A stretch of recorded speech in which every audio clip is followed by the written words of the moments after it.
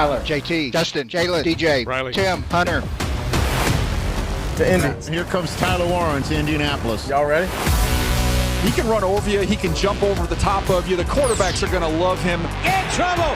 Tuivola is there and a sack. This guy turns into the Incredible Hulk. He is every bit of an NFL edge player. And it's picked off. Justin Wally with a pick six. Very instinctive and patient. His eyes were the best thing about him. Intercepted. Jalen Travis, he is absolutely enormous. At almost 6'8", he can knock you off the line of scrimmage. There goes DJ Giddens. There he goes. Breaking tackles.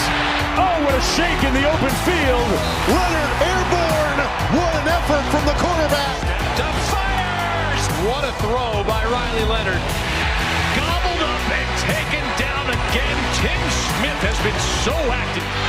Punishing hit applied by Hunter Wohler. Delivers. Oh, what a hit.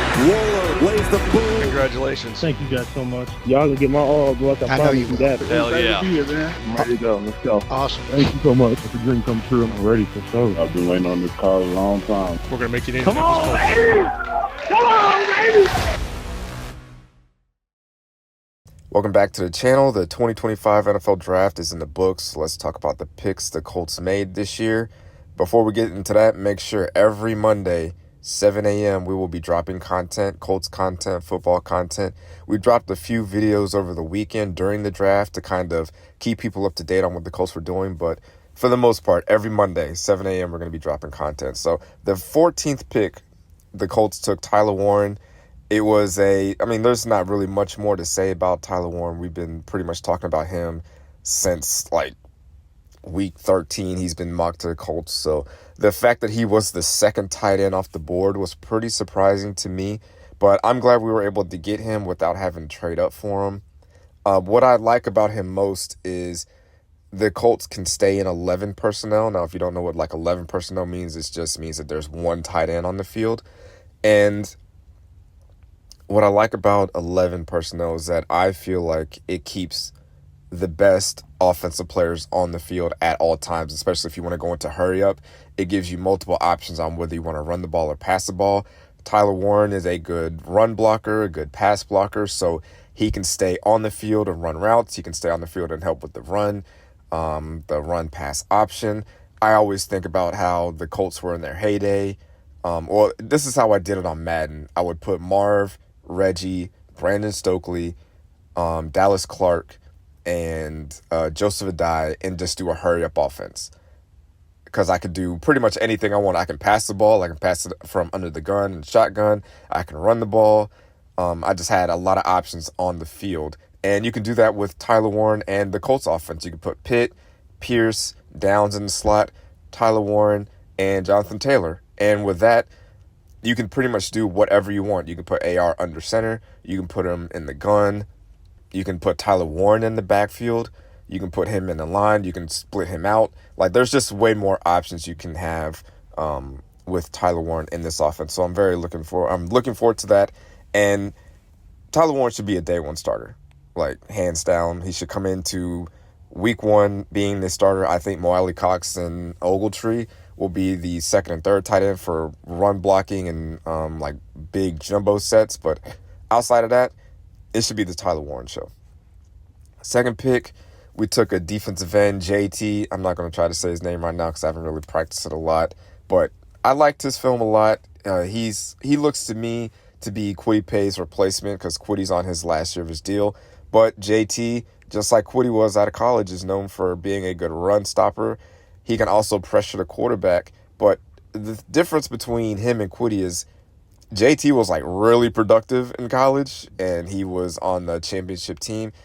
If you look at his Penn State stat line, that's one of the more insane stat lines I've ever seen. 6 tackles, 2 sacks, 2 interceptions, 3 tackles for a loss, 1 fumble force, 1 fumble recovery, and a touchdown. And he took the ball that turned into an interception. That's insane production on a high-level defense on a high-level team. Now, the third rounder, this guy might be my favorite pick just because of the potential that he has. Justin Wally out of Minnesota plays cornerback. Now, he's a bit smaller than what Ballard normally takes at corner. But for loose defense, he really loves to have speed guys, like guys that are fast, and this guy's pretty fast. They from some of the draft grades I've read on him, people have called this kid a reach, but if he turns into a starter and a contributor, I mean, is he that really a reach, and can you be mad at it? The thing about his film is that he's got good ball skills. Like, he's always going for the ball, like going for the interception. If he's the second guy to a tackle, he's going for the fumble force. Kind of reminds me of Darius Leonard a little bit when it comes to that. Like, Darius would always go for the tackle, but while he's bringing you down, he's going for the ball, and that's what Justin Wally does, where he's, there's 2 or 3 guys trying to take a ball carrier down, and he's coming in ripping at the ball, and I love that about him. He's always going for the ball, and he could play out. He looks to be more of an outside corner, but he could play inside corner, and with his ability to disguise blitzes, I mean, that he could be a Kenny Moore replacement down the line. And the more curious thing about this is what happens to the cornerback room. Like, say Justin Wally by week 5 or 6, like, it's like, all right, this dude needs to be on the field. Obviously, Travarius Ward is cornerback 1. Jalen Jones was cornerback 1 all last year, and I think he earned his spot on the roster, and I think he should be able to play. But then you have, like, Juju Brents, who is probably coming in to try to prove himself, and Sam Womack, who played very well last year. I mean, one of these guys is not going to be able to play. Someone's going to be the odd man out. I saw a tweet from Zach Hicks. He thought that Juju Brents was going to get traded. That hasn't happened yet, but based on injury history, I would not be surprised if Juju Brents is either the odd man out or gets traded. The next pick, Jalen Travis, offensive tackle. This dude is massive, like 6'8", 300 plus, and he can move around. He does play tackle, and they're obviously talking about him being a depth piece, like a swing tackle to play on one of both sides, because Braden has been, he has had injury issues before, and it's always good to have offensive line depth. I don't know if it will happen, but I would love for them to at least try him at right guard, just because of what the Eagles did last year. Like, the Eagles have these massive guys that play guard. Like, a lot of these bigger guys tend to be outside, but if he can be inside and we can have someone that big that can just maul people, I don't know, man. Like, I would give it a shot. I'd give it a shot. Next picks. DJ Middens, running back out of Kansas State, looks to be kind of not really like a third down back, but kind of a Marlon Mack type of running back. He should challenge for that third running back spot. I don't know if he's not the kind of running back that I would, feel comfortable if Jonathan Taylor missed a game to just carry the load for the entire game. But I think this is a good pickup. A lot of people thought that this was one of the better picks because he probably should have went higher than when he got picked. But I'm glad to have some competition in running back room, and especially a guy who can catch the ball really well out of the backfield.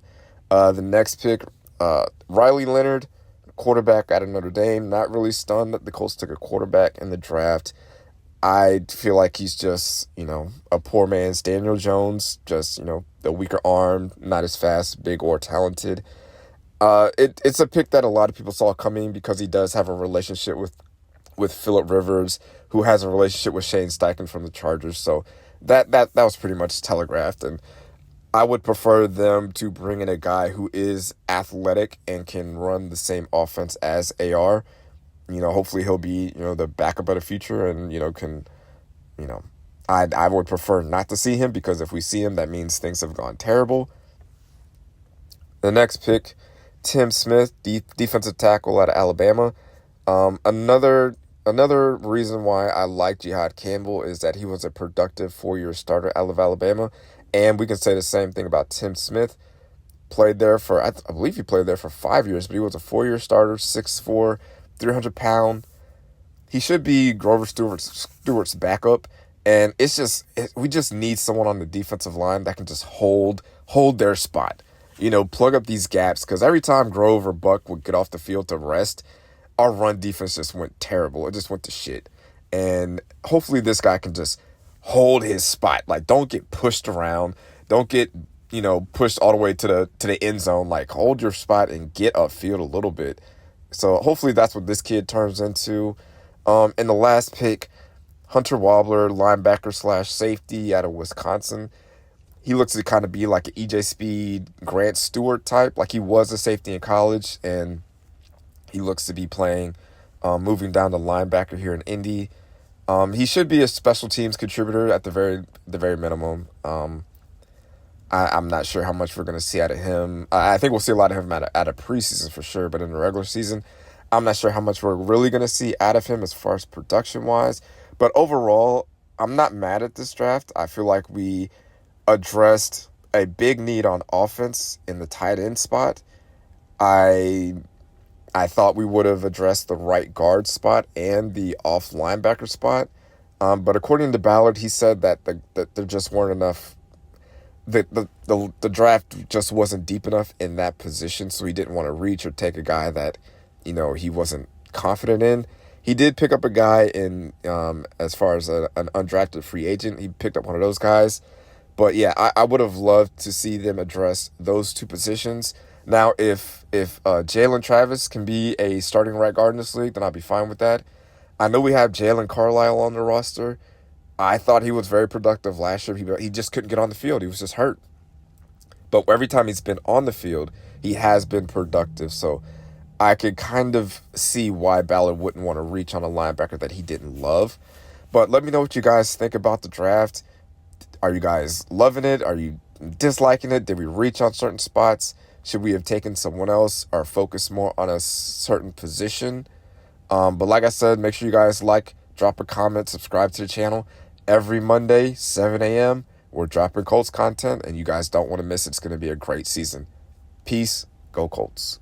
Thanks for watching, babe. Make sure to like this video and subscribe to the channel.